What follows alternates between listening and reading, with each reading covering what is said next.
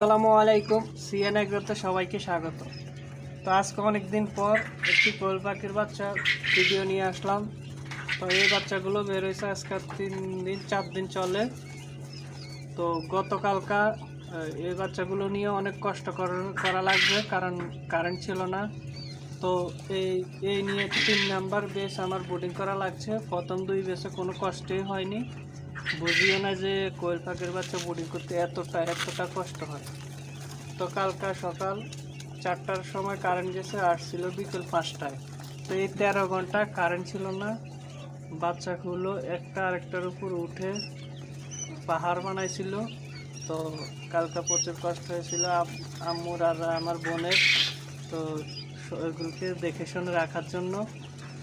তো আজকে আলহামদুলিল্লাহ মোটামুটি ভালোই আছে। তো প্রায় 25 থেকে 30টি বাচ্চা আমার কালকে নষ্ট হয়েছে।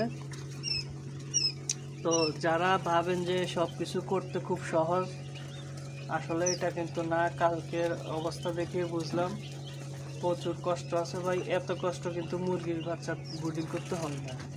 যে কষ্টটা কালকে আমার কোয়েল পাখির বাচ্চাগুলোকে নিয়ে করা লাগছে সবাই।